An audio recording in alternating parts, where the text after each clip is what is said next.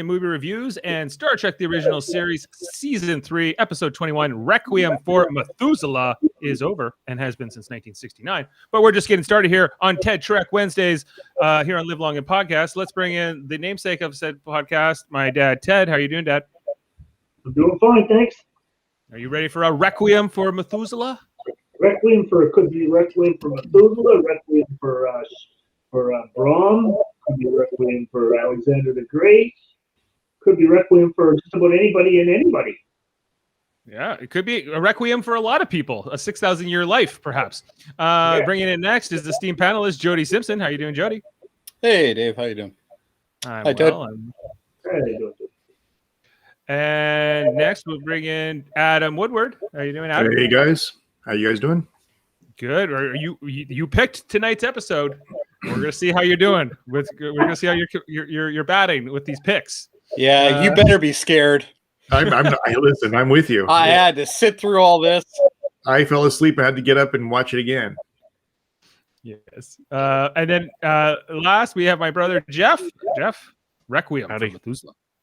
Hello. Yeah, is this a Requiem for a Dream or a Requiem for Methuselah? I don't know. I'd rather watch Requiem for a Dream.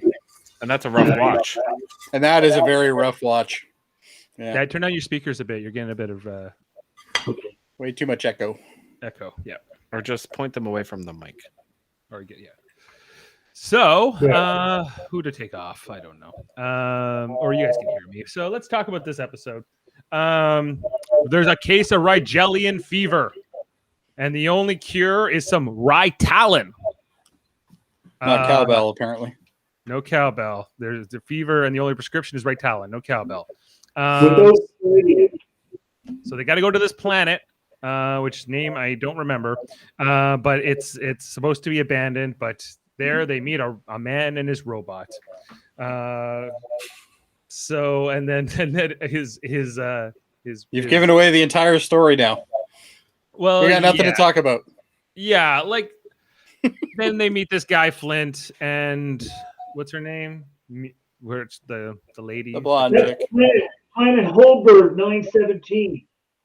Yeah, Holberg 917G. It's to get this Ritalin, and I'm sorry, this guest star is named what? Raina. She is played by Louise Sorel, who apparently where's Jeff go? Okay, let's bring she's somebody notable, right? From the soap operas or something of the past. Is that right? I'll tell you, man. I cared so little after this episode, I didn't even bother to look anything up. Okay, but I know Adam knows the answer to this question. Who is this? I don't know. He didn't care either. I didn't. And I usually do. I didn't. I know you usually are one of the ones that would know that. But now I'm going to go find out. Her name is Louise Sorel. She was on Days of Our Lives. There you go. And some other stuff. But okay, here's my question: how? I don't want to. I just don't understand the allure here. Was it the Rigelian fever for Kirk that he's a little bit out of character in this episode with he's lovesick for Raina, while he's trying to solve an epidemic aboard his ship of a deadly disease. And this was out all in 4 hours. Yeah, it's like it's a short amount of time, and by the end he loves her. I'm like, you just met her 5 minutes ago. She's weird as hell. She's not that good looking. Like she's fine, but she's not like, whoa, I gotta like abandon everything and my whole mission. You know, and Spock's like, hey, can we focus on the mission? What's that, Dad? I said back in the 60s, Raquel Welch would be one of the top girls on that everybody would want to meet. And right, even if maybe it had been Raquel Welch, whoever the most beautiful woman in the world was at the time, whoever they could have got to play this part. Even if you put that into the story, I don't think it makes any sense. Like we've seen Kirk get involved before, but this was even a little bit out of character for him, I thought. Jody, what are your thoughts on this? This episode just to sum it up, is 10 minutes of good build-up, and then it kind of levels out, and then it just goes down. I honestly was just cursing the names of everybody on this panel as I was watching this, because I couldn't remember who actually picked it, but now I know it was Adam. So I should have just nailed Adam. But anyway, yeah, like everything about this episode for the most part is kind of, I don't know, it's just out of sorts. Like everything is like, it's got such a neat buildup. Like it's like, oh, we need to get this material. We have to get this material within 4 hours, or everybody on the Enterprise is going to be dead. The cool thing is they didn't show us any of them because I wouldn't have cared anyway, so it doesn't really matter. And obviously we have Scotty and you who are holding down the fort, so to speak. And all our three mains are obviously down on the planet.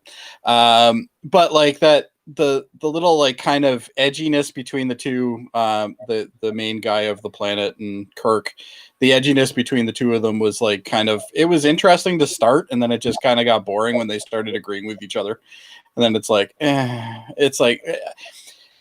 episode where they're like, okay, well, this is a great premise, but what are we going to do with it? And I don't think they had any idea what they were going to do with it. I think they literally they got to that 15-minute mark and then they just went, whatever. Now it's a love story. It's like, I don't know. It's just, I agree with you, Dave. It's everything about this episode is just off. Like there's nothing right. I think is very off. Yeah, very off. Yeah. I think, but he's got that creepy, he's got the creepy Miri vibe though. Had to put Miri in there.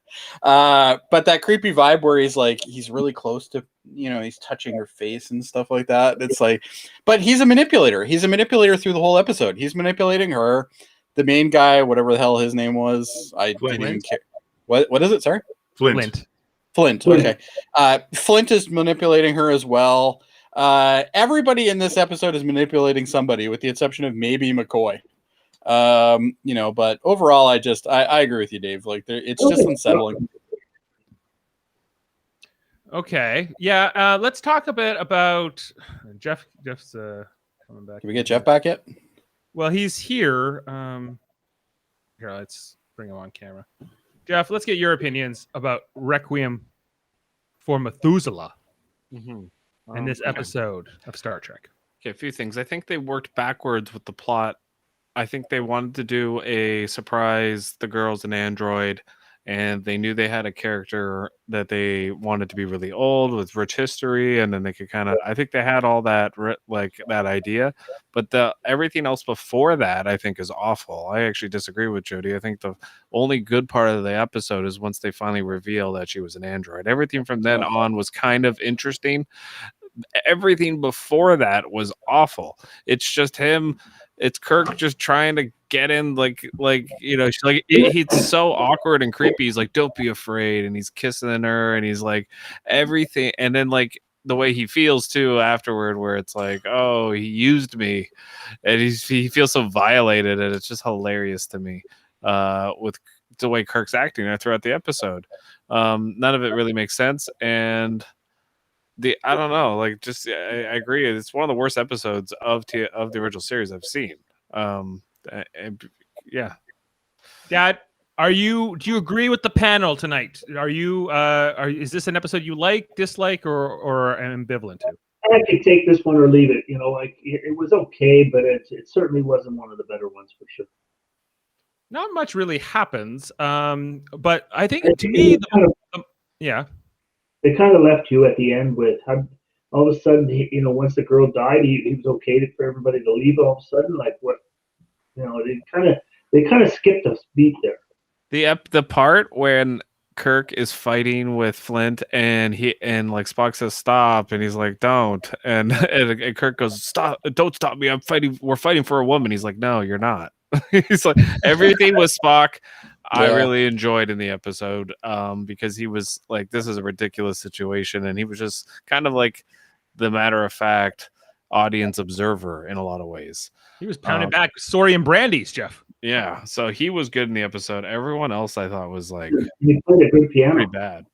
He can play a waltz.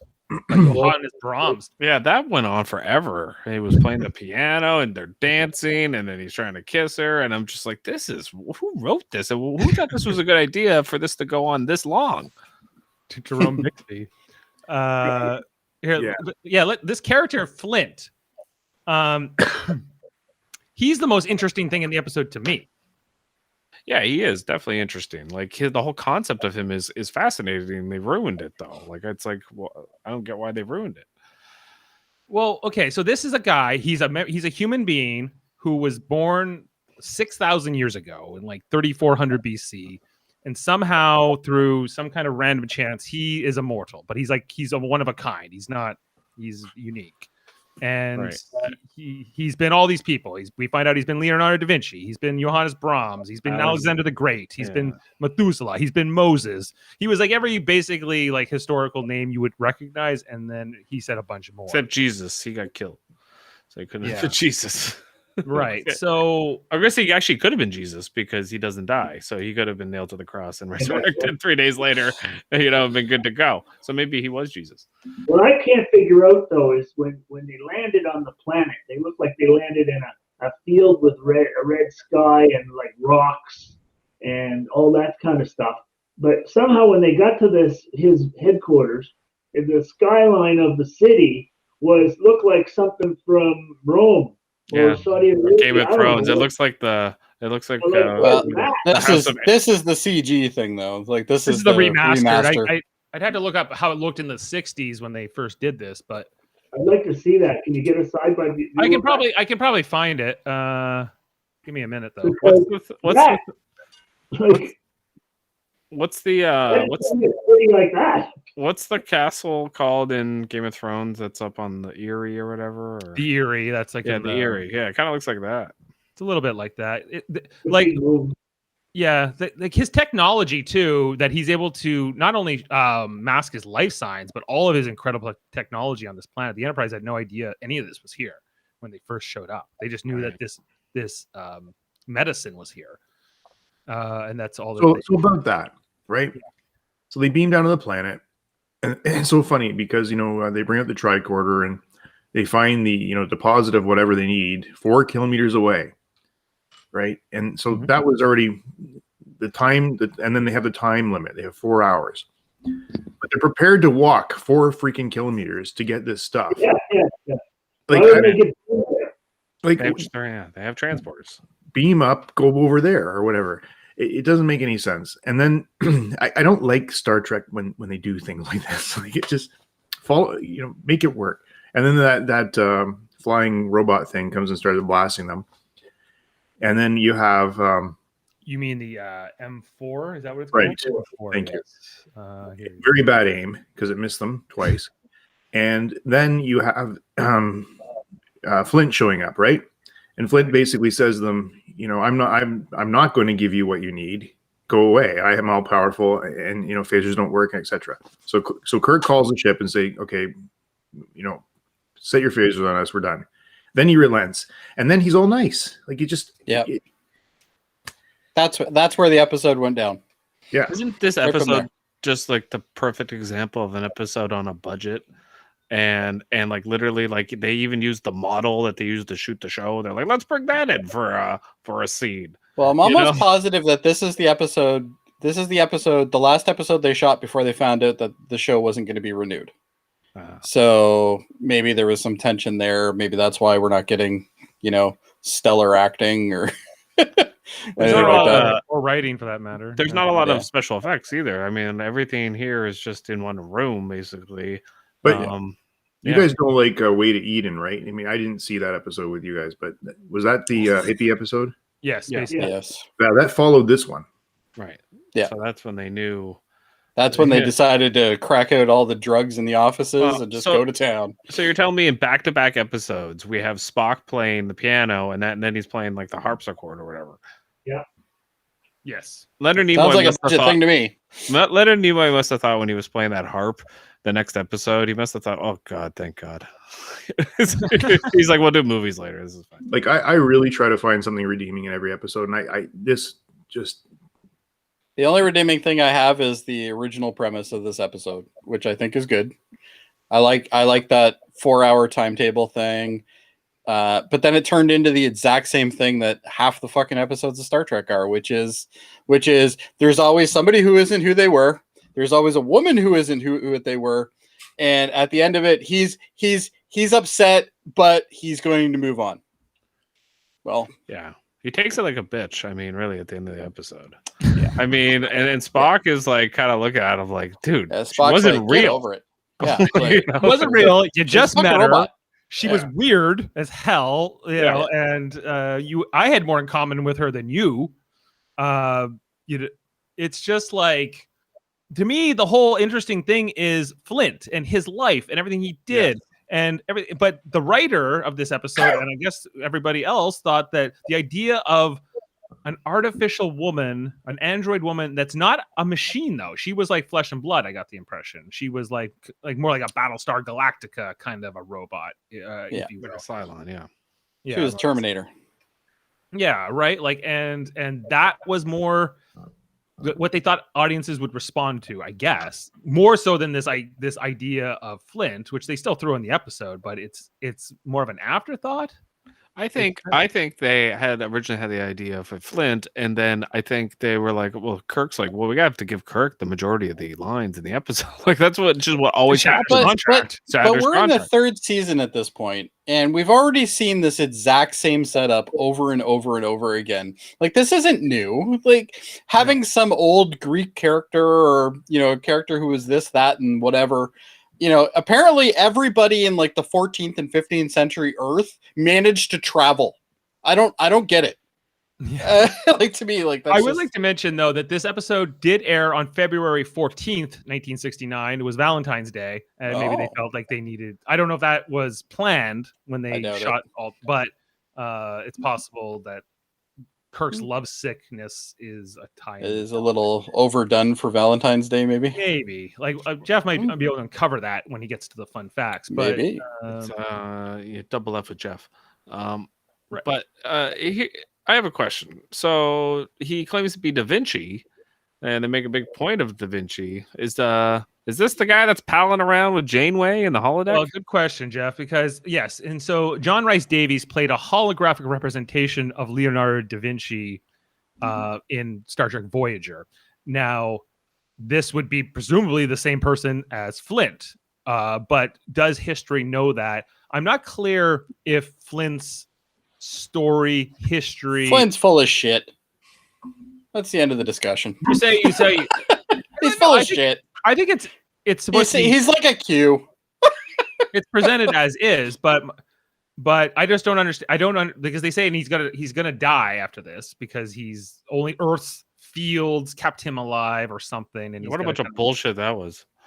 I don't know why they felt the need to throw that in. But I think they felt the need for that because they didn't want this guy in the universe that was all powerful. Whenever a big problem comes up, it's like, why don't we just go to that guy? Let's ask him what happened 1,000 years ago if he knows. Right. If he was around for that, or if he was he talks about being in Constantinople. He talks about he was everywhere, did everything, and somehow nobody knows his face. But it's neither here nor there. Because he's kind of like the idea to me of almost like, I'm a big fan of the Highlander movies and TV shows, and that idea of immortals and sort of like this secret life through history. That like that premise that is kind of told about Flint here would be used in that franchise 20 years later. Who wants to live forever? That's right. But even Flint's place in history and how I think that this episode made Star Trek it is like a thing that should be taught to Star Trek writers is don't do this kind of thing unless you have really good source material. Like introduce this idea that Leonardo da Vinci was this immortal guy, because every time you go into history or you want to use that character now, if you want to use any of these characters now, like these historical figures, well, guess what? That's Flint. It's all the same person now. So because that's what you've established in this world. Dad, you're gonna say, but in 1969, they didn't know that. They didn't know that. They didn't know there was going to be a next generation, Dave. Guys, they were back then, we didn't have all this. Yeah. This is one episode, Ted, where I don't buy it. I didn't say anything. Well, Ted like didn't that. pick this episode. I did, and I'm embarrassed. know. I've had 2 episodes, and they've both been horrible. I picked. I have a good one lined up if nobody has one. So You can have one. You can have next week. all right. Dad, did this idea of Flint interest you, or what did you think of him as a character? He was an interesting character. He was kind of that house he lived in was kind of bizarre, but he's interesting. Would you? I don't know why he had all this old pictures and stuff, like, and yet no one there to even enjoy it. Like, why bother? Like, why does he have? Yeah, why have all these possessions and things and whatever? If he doesn't like people, Yeah, like if a tree falls in the forest and no one heard it, did it make a sound? No, it didn't. Probably. right? And Well, he and got all these- what do you think he did with the rest of his years? He says he was going to work on the rest of because he finds out he's not going to make it. He's not going to keep living forever, so he's going to spend the rest of his time on the human condition. What do you think that meant? I think he's probably going to die in another, 2,000 or 3,000 years. All right. Did anyone else notice the flat screen TV that Flint was watching? Yes. Everything It kind of looked like a MacBook. I thought it was a monitor. It's pretty good. I mean, for this, did it look like that in the 60s when that episode aired? You know? Well, the feed that was on it probably didn't look that good, but I don't think it did, but I would have to look at the 60s one to see that. I don't know. I There's doubt it looked like sometimes I wish we could see like the original broadcast version of certain if things. Netflix offered both, you Yeah. know, just for comparison purposes. Because it's hard to kind of well, see. there's a lot of websites that do comparisons though. Yeah, and usually Memory Alpha has more information, but I don't think this episode's popular enough for No, any. no one cares about this episode for good reason. Into it. I think this might be our shortest one yet. Because I got nothing to talk about on this episode other than I wished it ended, and it did eventually. Yeah, it's so true. And the worst thing is, like the first 10 minutes, I'm like, all right, We're in I a can go with pandemic. this.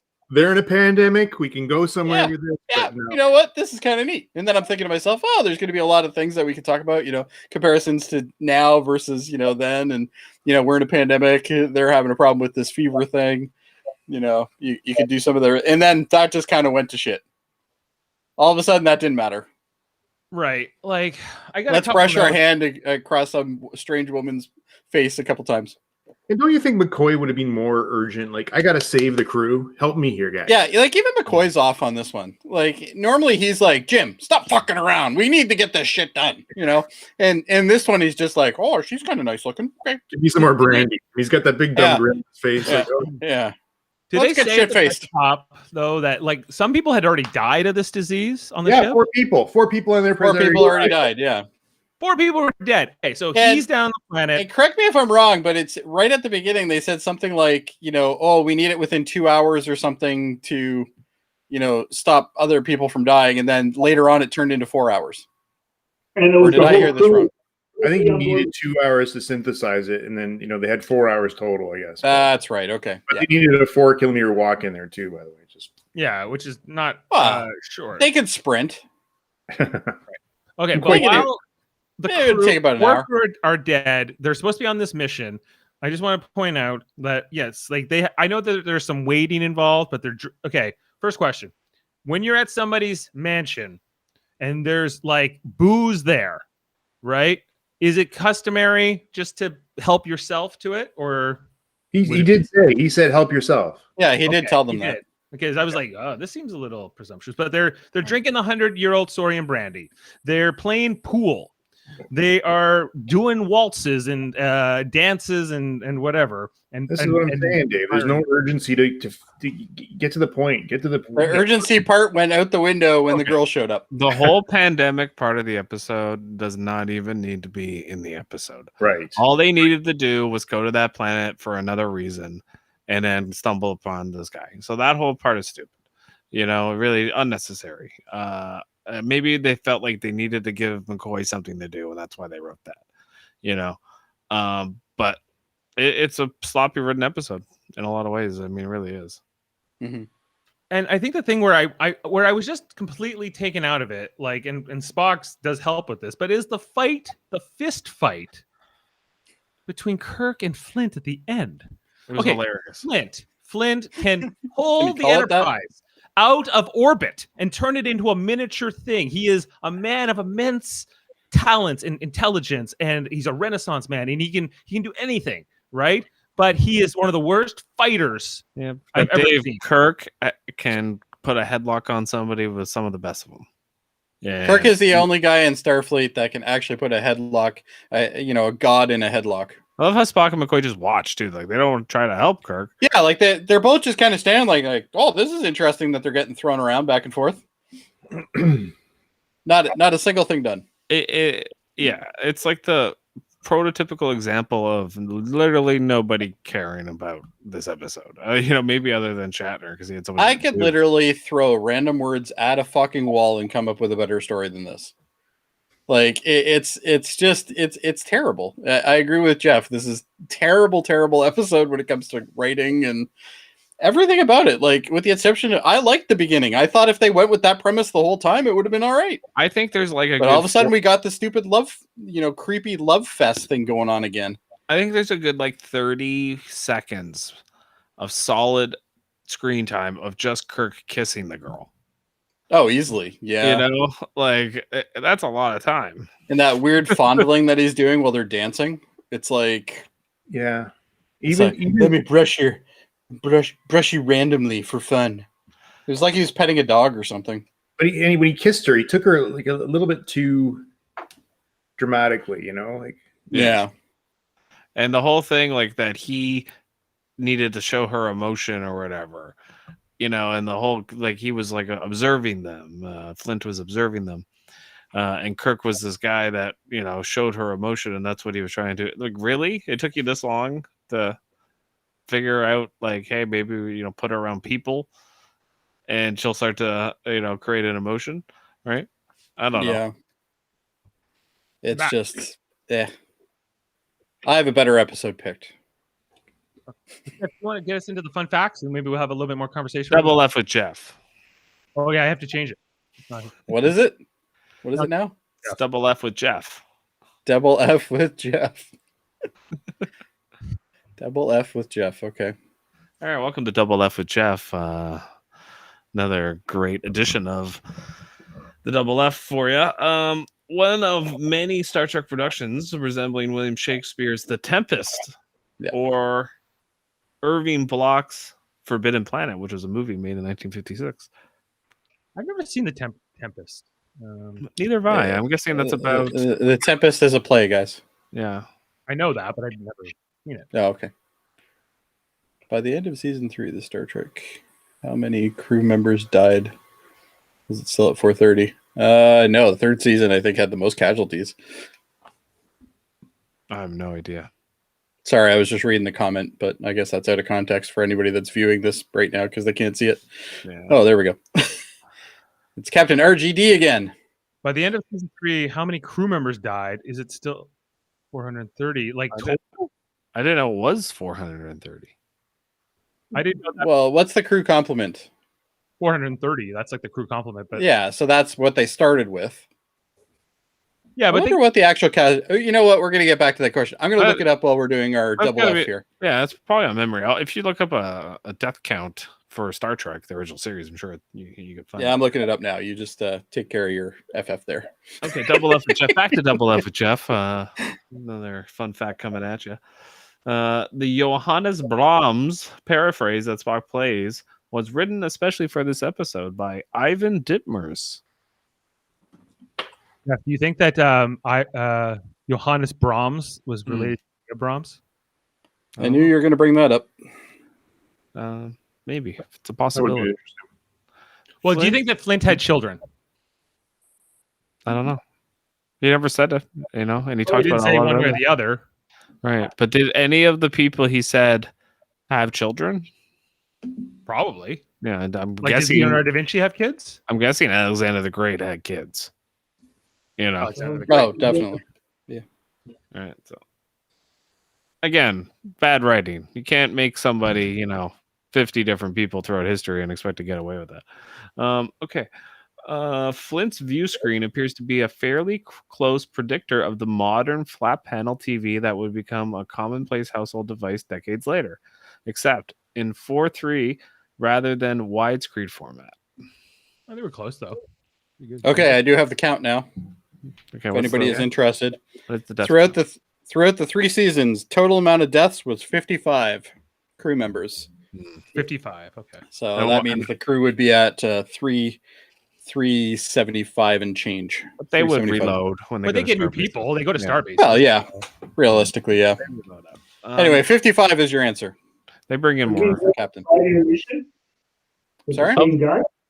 Of that 55, I guarantee you a lot of them were the same actors. Oh, I'm sure. Well, Yeah, it's they actually definitely broken down by uniform color too. Oh, was red the most? Red is obviously the most, 24. Gold is 9, blue is 7, and unknowns or not related is 15. Okay. Well, there you go. I guess there is something. That was red that shirt. was subletted FF with Jody. Were they counting Raina? Did she die in this episode? Yes. She died a couple How times. about She broken died, heart? was she died Depends on if she's actually considered alive. Did she die 16 times? Because there were 16 Rainas in the closet there. You know. weird. Anyway, Reminded me of the most terrible alien movie ever, which is Resurrection. Reminded me of that when they were in there. speaking of Raina, the last name of Raina is Kapik, which is an anagram of the last name of Karel Kapik, the Czech author who popularized the term robot. Oh, There you go. Now that's a double F with Jeff. bam! Double F. for Bam! Jeff. Are y'all done? No, Are you all done? no, we're not done here. He with double said F two with Jeff. things. Are you done? Double F with There's not a Jeff. lot to talk about in this episode. Double F with Jeff is just getting started. Mr. Flint invites Kirk, Spock, and Bones to his palace, which is the same scene from afar in, guess what? The Cage. An eastern palace with blue details, golden rooftops, a giant moon or other planet in the background left, and a smaller Saturn-like planet left of that. In the Cage, this is the stage for the fight between Captain Pike and the quasi-Viking giant. In the remastered Star Trek, this image was replaced with a new background. Go. All right. Nothing to be said. Do. Yeah. Undercarriage of Flint's robot M4 is a reused portion from the upper carriage of the Nomad from the Changeling. Here's the one thing that really stood out to me, Jeff, as being odd, and maybe you're gonna bring this up, but there's this whole sequence here at the end where Kirk is passed out and like Yeah. and Well, thought he's he was just supposedly sad. sleeping. I thought he was just sad. Forget. And then he couldn't hear McCoy. And I was like, well, that's weird.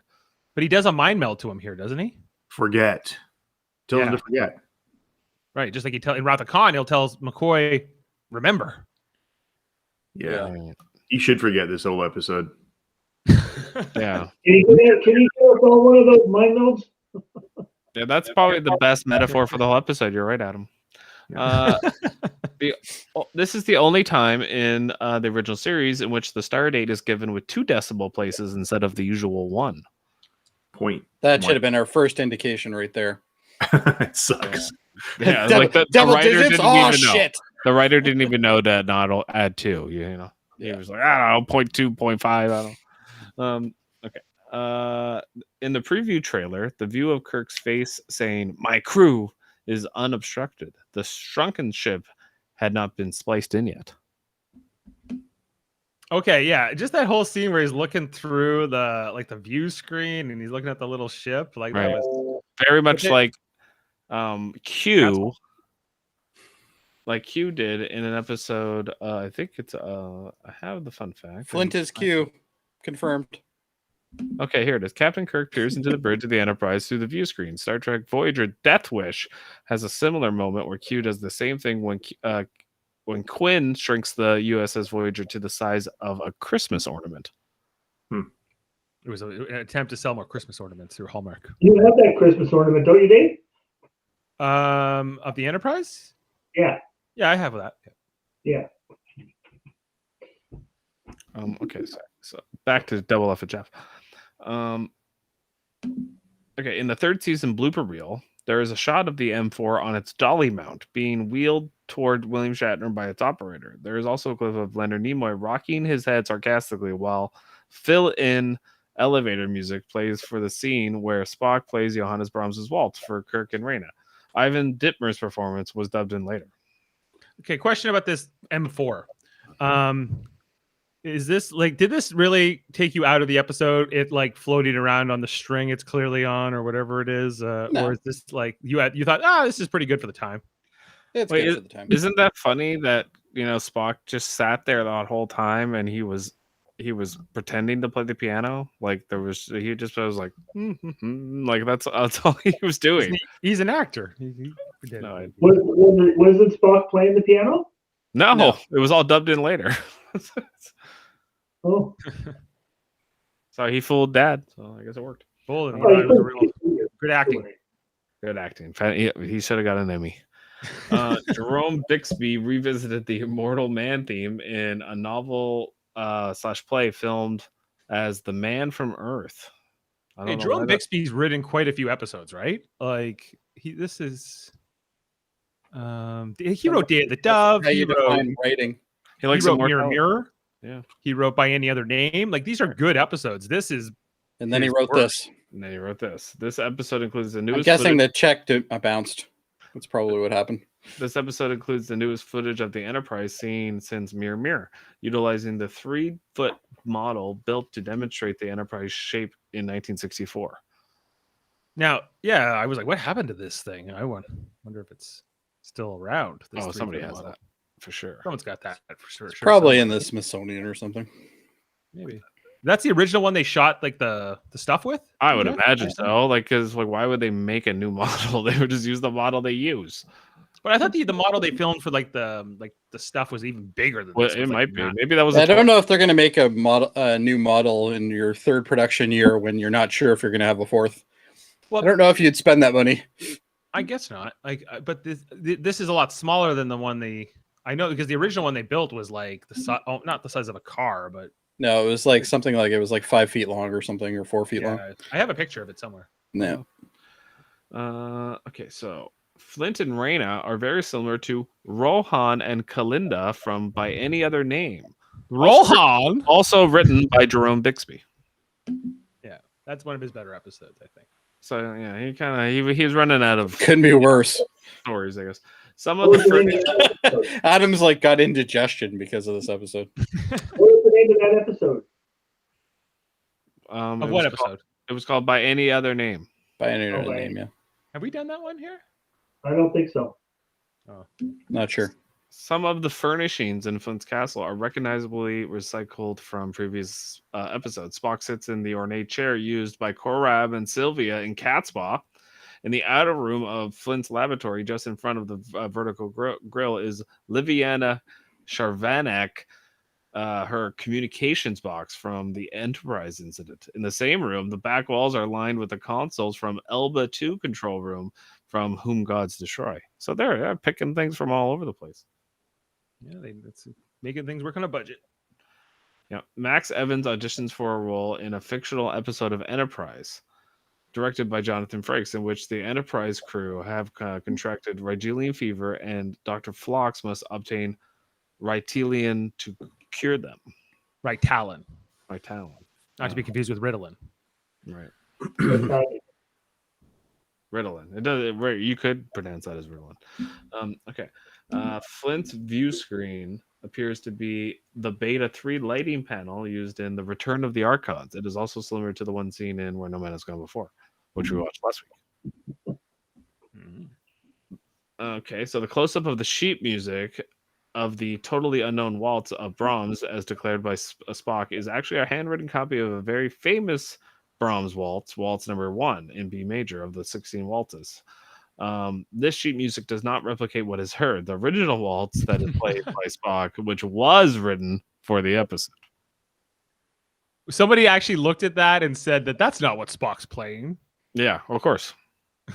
They're like, that's how he's played at all. It's such an original. Okay.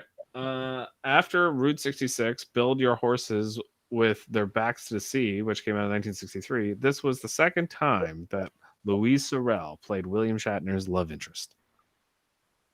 Interesting. What other episode? It was a different show, actually, Oh, called Route 66. Build your houses with their backs to the sea. That episode was called. Oh, okay.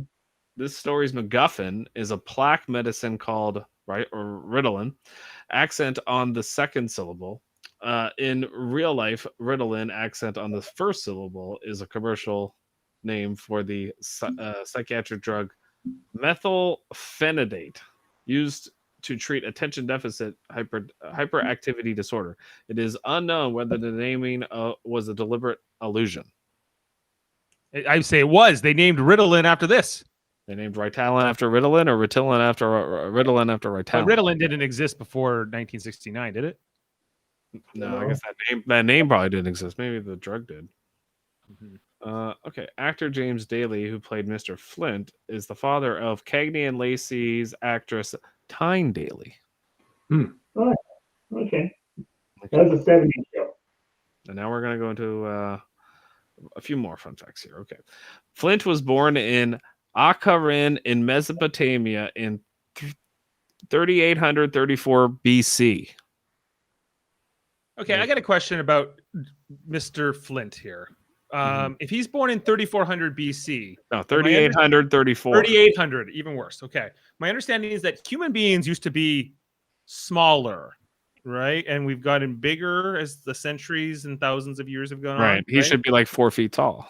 He should be like 4 feet tall, but But he kept reproducing himself into different people over time. So, but he was still the same body. He didn't get a new body. Yeah, he said he got stabbed through the heart and didn't die. So that's to presume that it's the same body that got stabbed through the heart in whatever year that was. He said he was a soldier to start.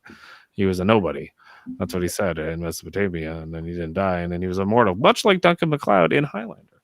Which, like that. Let's go on to another double F with Jeff. Flint's life and methods of avoiding discovery pre-age those of Connor MacLeod in Highlander. The original series season 3 DVD release incorrectly spells Raina's name Rena, Reena. In the end credits, her name is shown in the episode very clearly as Raina, Rayna. During the reveal of the multiple versions of the android, the correct spelling could be seen in the end credits on the earlier Laserdisc and VHS releases, and was later restored for the original series season 3 DVD collection. But there it is, Rena. While best known for his robot play, Carol Capek also wrote a play called Vec Macropolis about a woman who lives in an immensely long time but is faced with death by the play's end. Okay, so where Spock uses the mind meld at the end and tells Kirk to forget in Star Trek 2, Wrath of Khan, he used the technique on McCoy and tells him to remember. So you guys were right to pick up on that. This episode is referenced in an episode of Voyager called Concerning Flight, when Captain Catherine Janeway mentions that Captain Kirk claimed to have met Leonardo da Vinci. So I guess his secret wasn't safe with him. Okay, and finally, it seems odd that the death of Raina Kappa, a woman Kirk has known for a short period of time, would affect Kirk to the point of compromising his ability to command, when the deaths of Edith Keeler in The City on the Edge of Forever and Mira Mani in The Paradise Syndrome did not.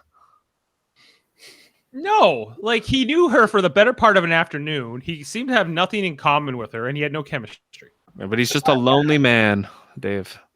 He's a horn dog. But it wasn't just that, though, in this episode. I mean, he could have done that. He was in love with her. Yeah. Oh, yeah. Yeah, but he wasn't with Edith Keeler, who he spent way more time with. I think he just liked the competition with Flint, and the fact that he thought it was creepy that Flint said he's her dad, but then he wants He wasn't in love with Edith Keeler, but and it was like Keeler must die. it was like, yeah, that's true. But it was like a protective thing with Kirk. Like he was trying to protect her from him. And then he makes the same argument, Dave, that Picard makes for androids as well, that they're real people to make free choice, which was, I thought, the best part of the episode was Kirk's speech at that point. But did that seem out of character to anybody? Because Kirk has not been friendly towards androids in Artificial Life in other episodes. No, he kills computers, for Christ's sakes. Yeah, he talks them to death.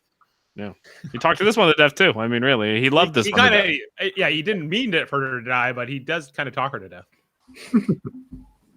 No. He's just a lonely man, Dave. And now he's got to go for a nap. Got that red jelly and fever. And that's it for the double up with Jeff. All right, let's get to ratings. I gotta take that down. I should replace it. Okay, where is it? Bring it in and go full. I have one more quick fun fact. Actually, it was a goof. Flint references an outbreak of the Black Death in Constantinople in 1334, but this was actually the date of the first major outbreak in China. Black Death didn't actually reach Constantinople until 1346. He might just have forgotten. It's a long life. That's true. It took 12 years for the Black Death to get from China to Constantinople. That didn't happen. I barely remember what I had for dinner yesterday, so the fact if he's mixed it up a couple years, no big deal. Okay. Jody, do you want to go first? Yeah, why don't I start it off with the negative? I'm gonna give this a 3.5. Okay. Oh. All right, Adam, you're up. I'm with Jody on this one, 3.5. Okay. And Dad? I'll go for a 5. Always the optimist. Yeah. My turn? Yeah. 2. Yeah. Wow. I'm going 2.5. So We are definitely not near the IMDb average for this episode. no, so the IMDb average is 7.4. We are. You guys are way too skewed by the power of the new series. You have to No, not at all. I hate those two. Not on this. You have to think more like 1968. We're trying to. We're even in 1969 terms. I hear you in my head every time I'm watching this show. Okay. Every time I'm like, what would he say? You gotta understand. You don't understand, guys. They thought in 1969 Kirk kissing a girl for 20 straight seconds was a good idea. Yeah. Do you know when we watched this show in the 60s, we never ever once noticed that they reused the prop. Oh, that we're not. That's even not why noticing that. it's rated low. That has nothing to do with it. Did you No, watch but the episode, Dad? These are some of the things that you guys are mentioning all the time.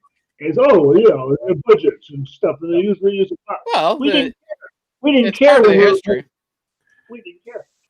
No, I thought I've never judged them. I've never made a judgment based on the fact that they had to reuse sets and shit. That happens all the time. yeah, I don't care about that. They dress sets constantly differently. If ISBDUC or something is 7.4 and our combined average is 5, I was still 2.5 below where most people think it should have been.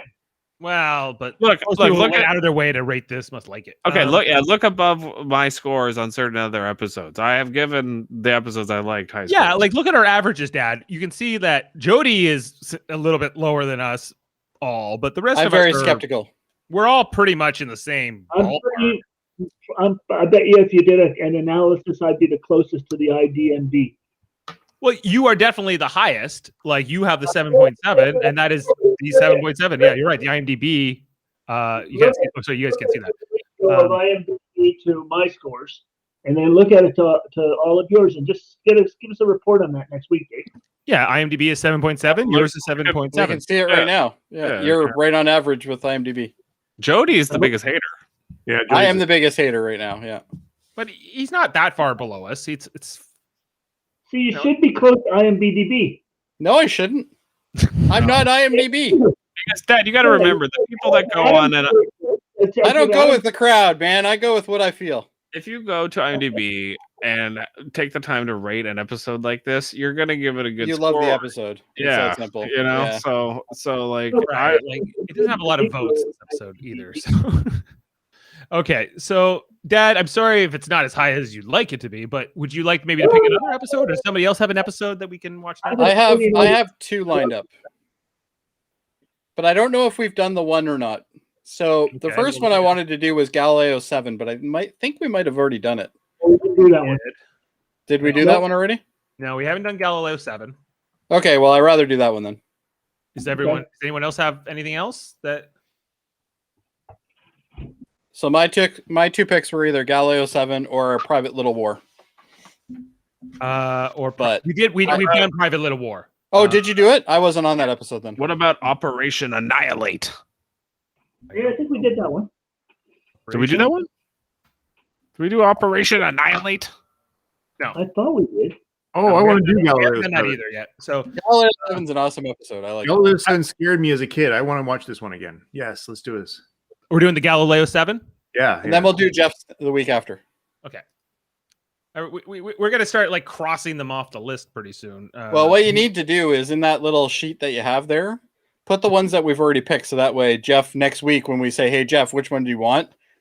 We already know it. Okay, like on this get a list of what's left, basically. Well, we do need a list of what's left because we're now past that halfway threshold, right? Right.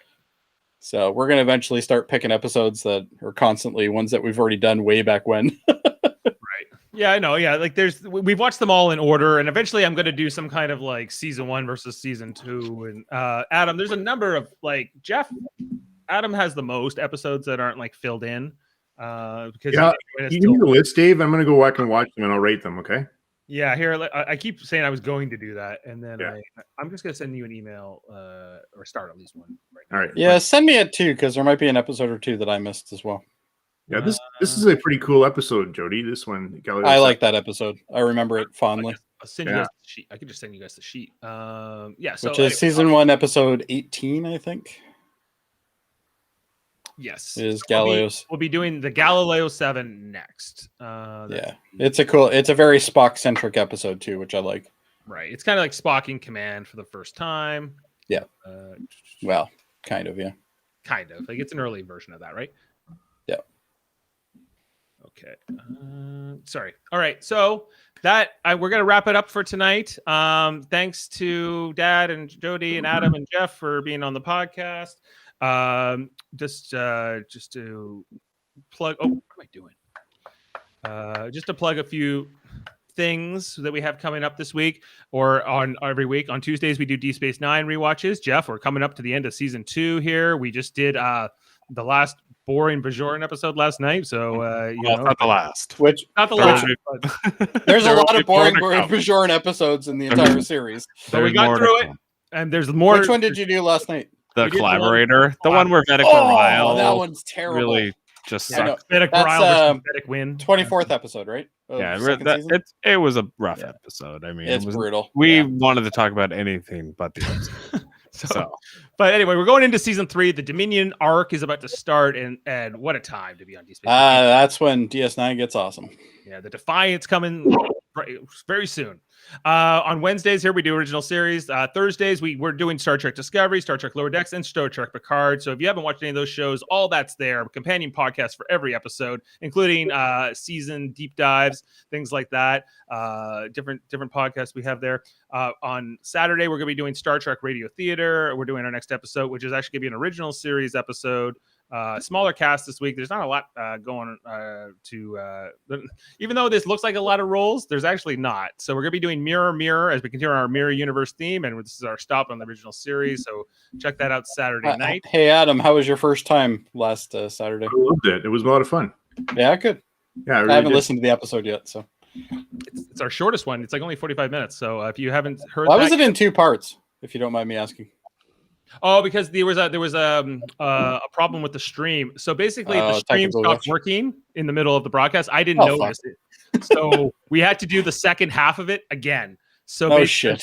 And then I had to edit it together after the fact. Yeah. So yeah, I saw the edited ones all together, but the second half of our last episode is our second take. So we're actually rehearsed at that point. see, I like to go back and listen to the live ones because I like to hear all the screw ups. Yeah, but Jody was funny because you know how these guys hate Stamets, right? And I don't. But after this episode, I completely hated him. Jeff played him so well. Yeah, good. It was Chris. I Good. tried my best. I'm glad to hear that you had a good time on it. Yeah, it was good. It was good.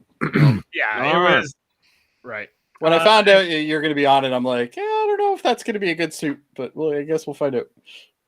Right, and we also have Trivial Debates, which we just did on Sunday. Jody, you were one of the contestants. I won't spoil it, but it was you and Jason Doan, and and Chris Seymour competing, which Eamon Mater hosting. So if you haven't checked that out, make sure to go do that. It's on Trivial Debates and or the channel. Super Mater Brothers Podcasting coming at you. Big Brother Canada 8 coming soon in March, if you're into that show.